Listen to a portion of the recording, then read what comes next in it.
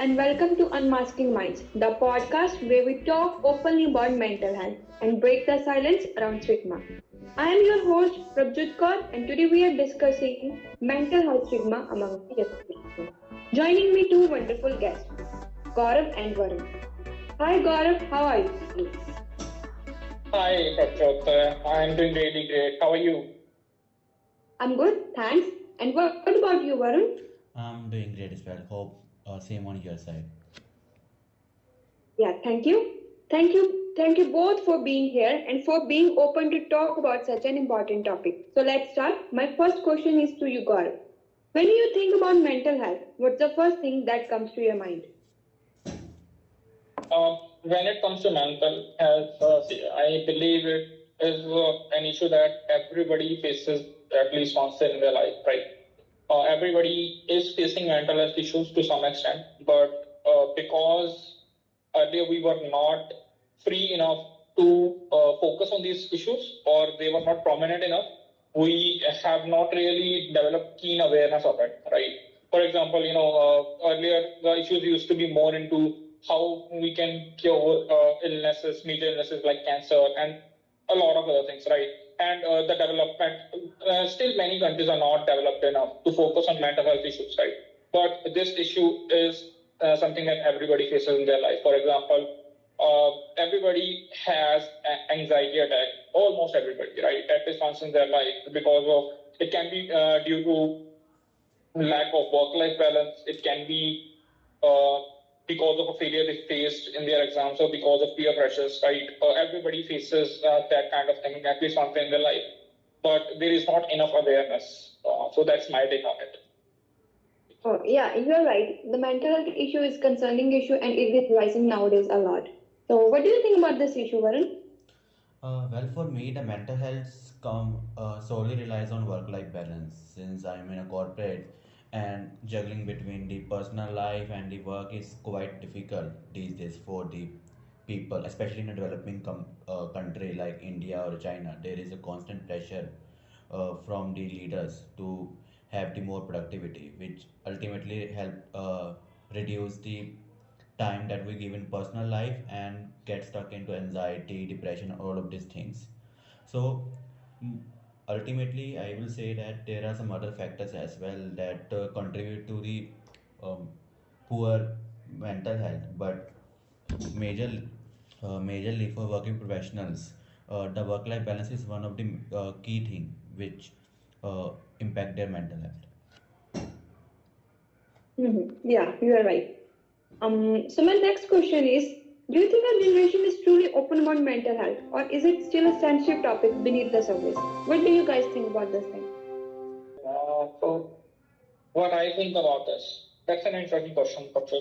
So no, in short, my answer would be no, especially in case of men, right? A lot of men still hold a lot of traditional values, right? And most of it comes from because our parents are from different an older generation, right? And in their generation, the mental health issues were not that much. And our fathers specifically, right? They are from a generation where the definition of masculinity was very different. So if I go to my father and tell him like I'm facing depression or I'm having anxiety attack, he would just laugh it off. He would say like toughen up, right? He would not really take it that seriously. And it's not his fault. It's because of the generation that he grew up in, right? And the kind of environment that he had. So that issue was not prominent enough for him to focus on, right? He may have had those issues and he may have overcome those, right? In some way, right? But uh, we are not able to openly talk about these issues because of that, right? And of course, it is our responsibility to spread awareness about the mental health issues and how uh, by following small steps we can actually work on improving it. Yeah. With Gaurav on this part, uh, especially for the men, it's very hard to express their feelings, and sometimes we are not able to express with our own family or friends.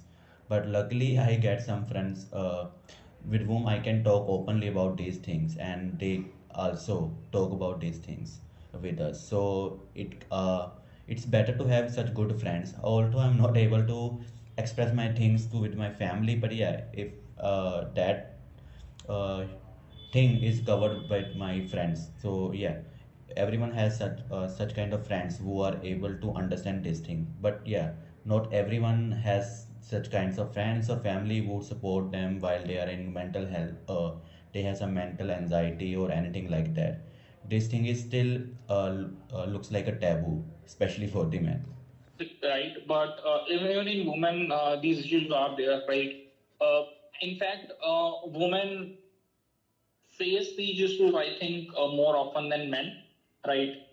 Uh, Although men don't talk about it, we don't really face these issues as often as well. But women, there are a lot of pressures, especially in countries like India, right, where there are a lot of they have a lot of pressure to uphold the traditions as well, right? So they have to put on a mask even when going to work, and then juggling between the work and then coming home and doing household chores as well, because they have to uphold those traditional values. They are also facing these kind of issues, but because they have to put on a mask, they are not able to express it as openly. But why we say it's more prominent in men, because men won't talk about it to protect their masculinity, while on the other hand, women put on a mask to put on a tough show. uh, but it's kind of different, right? Men do it from for themselves so that they can build a stronger image of them, but women do it so they don't have to show their vulnerability, right? But I believe women have more people to talk about these kind of issues, because in general, female are more capable of understanding such emotions, right? But men are not. Say it's quite situational because some person from has a upbringing from such kind of situation or environment make the more impact. Because if I'm talking about my own experience that I have from my surroundings, and even the things that Gaurav said are also true. Yeah. So yeah, both Okay. men and women face such kind of issues, but yeah, it's situational. Moving to the next question. Do they feel comfortable seeking therapy, or is it their still hesitation, fear of being judged? Think seeking therapy is something which I believe still looks like quite like a illness in respect of family. Like, why are you taking therapies? There is nothing like stress or anxiety or depression that you are feeling. That's nothing, just your illusions or hallucinations and all.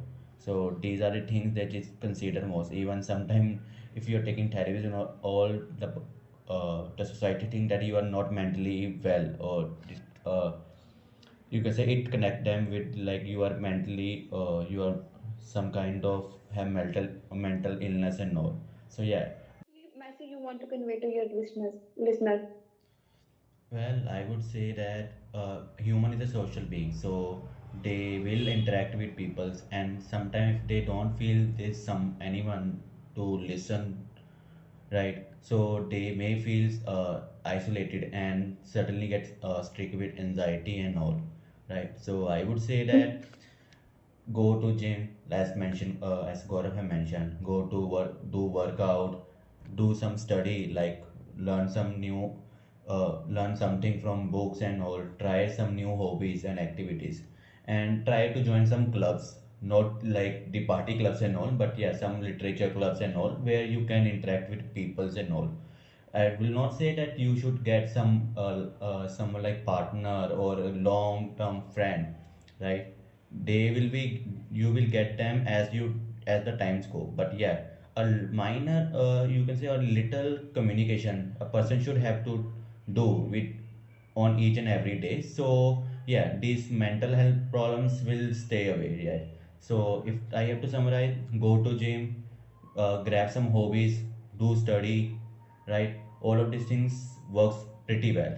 And joining some literature clubs and all help you interact with peoples on daily basis. That's all for today. Thank you, Varun and Gaurav, for sharing your valuable insight on this concerning topic. Thank you for having us, Prabjot, at Unmasking Minds. It was a pleasure. Thank you, Prabjot. Thank you. Thanks for inviting us.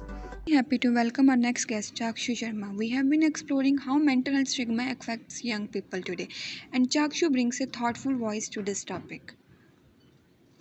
Here, Chakshu, how are you? Hi, I'm fine. How about you? I'm fine, thank you, Chakshu. So let's begin the topic. So my first question to you is, in your experience, how have attitudes toward mental health changed across different generations? So, there's been a significant shift in attitudes toward mental health.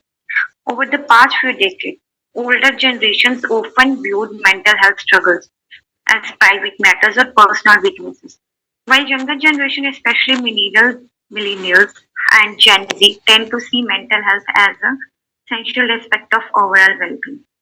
The normalization of therapy and open conversations around mental health have grown considerably among younger people. Mm-hmm. Okay. Yes, So you mean, meanwhile, younger generation is still more open about mental health rather than the older generation. yes, Okay. So moving to our next question, do older generations still carry more stigma around mental health and therapy than younger ones? yeah. Generally speaking, older generations often carry more stigma. Many were raised environments where seeking help for mental health was seen as taboos and unnecessary, unless the situation was extreme. They may still associate therapy with serious mental illness or believe that one should tough it out instead of seeking support. Mm-hmm. Okay. All right. So, do you think the stigma has decreased overall or has it just become more subtle? The stigma has definitely decreased, but it's not completely gone. It's just changed form. It's more socially acceptable to talk about anxiety or depression. But some people still struggle to open acknowledge it. Faced by young people today. Mhm. So Gen Z is certainly more open to how they talk about mental health, which is encouraging. But there are still barriers: cost, accessibility, fear of judgment, cultural stigma, and uncertainty about how therapy works. Just because they are more vocal doesn't mean they always feel safe or supported and actually seeking help. All right, all right. Mm, Yeah. how do social media and digital culture affect young people's mental well being, in your opinion? Social media is a double-edged sword. It can create communities and support, but also incentivize comparison, fear of missing out, like FOMO, and pressure to appear perfect. The constant exposure to curated lives and opinions can negatively impact self-esteem and cause overstimulation, anxiety, and even depression also. Like therapy is only for people with several mental health illness. It's just talking with no real outcome. Others worry they'll be judged or fixed rather than supported. That's all. Okay, so thank you, Chuck. That brings us to the end of today's episode. I hope this conversation shed some light on the impact of mental health stigma among young people and reminded you that seeking help is a sign of strength, not weakness. Let's keep breaking the silence and supporting one another. Thank you for turning in and don't forget to take care of your mind, it matters. Until next time, stay kind, stay aware, and keep the conversation going.